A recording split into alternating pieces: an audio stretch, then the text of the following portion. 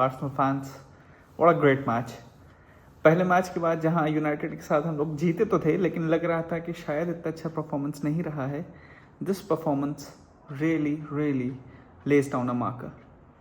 Home पे थे, Leeds United थी, ओपोनेंट बहुत अच्छा नहीं था, अभी अभी चैंपियनशिप से आए हैं, लेकिन फुटबॉल बहुत अच्छा खेलते हैं। फर्स्ट हाफ में हमें लगा they were pressing high, set piece से गोल था, then Saka scored a blinder, और बहुत बड़ी इंजरी हो सकती है if Saka is not fit for considerable period of time, but the performance as a whole was, especially in the second half, जब आपके पास 2 गोल का एडवांटेज था, आप आए, then you asserted your dominance.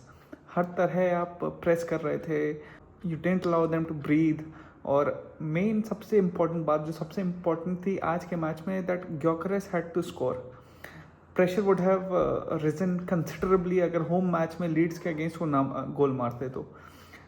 वैसे ही पिछले मैच में जिस हिसाब से उनकी परफॉर्मेंस रही, ना उन्हें सर्विस उतनी अच्छी मिली, ना वो बॉल पे इतना आ पाए, because it was against United, old Trafford था, डिलेट उनको एकदम टाइट थे।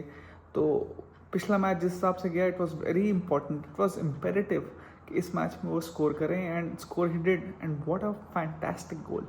फर्स्ट हाफ में उन्हें उतनी सर्विस नहीं मिली, जैसा कि आर्सेनल का प्ले है, they like to go to the wings first, वहाँ से they again go back to the midfield. वो जब तक सेट होते हैं तब तक स्ट्राइकर के पास इतना स्पेस नहीं रहता है। तो it was one of the few balls जब ग्योकरेस को जल्दी रिलीज किया गया, it was one of those balls जो उन्हें स्पोर्टिंग में मिलती होगी, and he was able to beat his man. और फिर जैसे ही वो he cut inside, there was only one thought in his mind, that he had to score.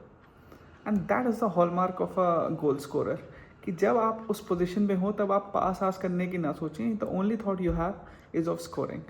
And then late in the match to score a penalty, to be so confident. आपने ball ली, spot पे रखी, and you knew what you wanted to do, and you smash the ball. It would give huge confidence to Arteta. It would give huge confidence to Gyökeres himself. People were doubting him.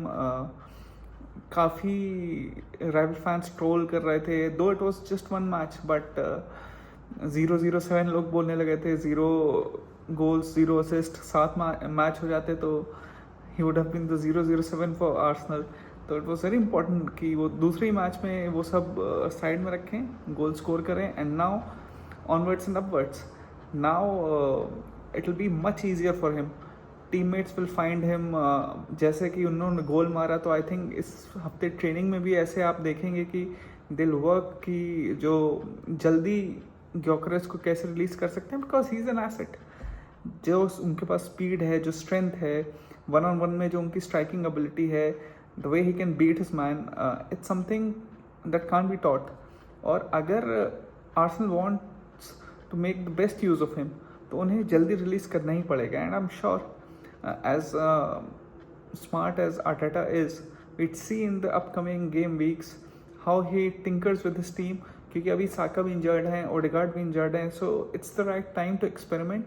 और अभी ही it's important कि आप ग्योकरेस को वो balls दें जो वो sporting में जिस पे he used to feed on. अभी आप थोड़ा अपना प्ले भी वैसे टिंकर करें so as to suit him. It's all well and good जो आपका 2 साल से चल रहा है, but when you have bought a new striker जिसकी स्ट्रेंथ ये है कि ही वांट्स बॉल अर्ली, तो आप उसको वही बॉल्स एटलीस्ट स्टार्टिंग के 1-2 महीने में जब तक वो कंफर्टेबल होता है बीच बीच में खिलाते रहें।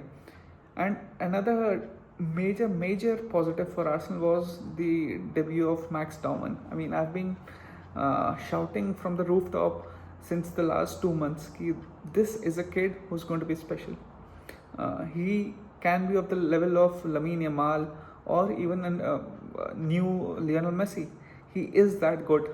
जो बैलेंस है, जो कंपोजर है, काफ़ी बार हम देखते हैं प्लेयर्स नए आते हैं तो उनकी डिसीजन मेकिंग अच्छी नहीं होती है, या द स्ट्रेंथ उनके पास नहीं होती है, पेस नहीं होती है, बट ही हैज़ एवरीथिंग, और उनकी डिसीजन मेकिंग इतनी अच्छी है, ग्रेस है, एक पॉइज है, एक बैलेंस है जो आजकल प्लेयर्स में नहीं दिखता है। He is just gliding on the pitch, it's so easy to watch, और he is going to be a superstar.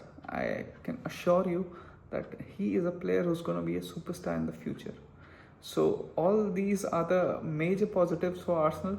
हाँ, ओडेगार्ड और साका की जो इंजरी है, वी होप कि वो लॉन्ग टर्म ना हो because these two are really really important.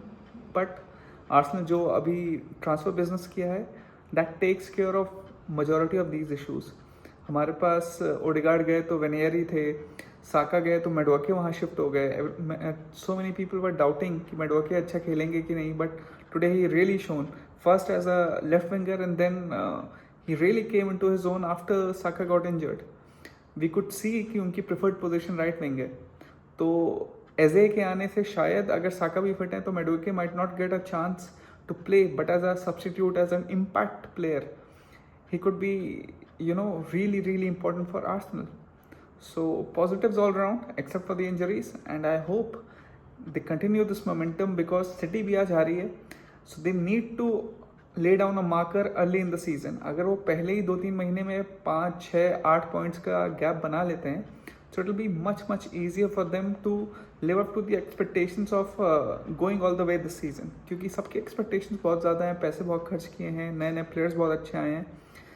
And fingers crossed, this might be the season for Arsenal. So, come on, you Gunners. Thank you.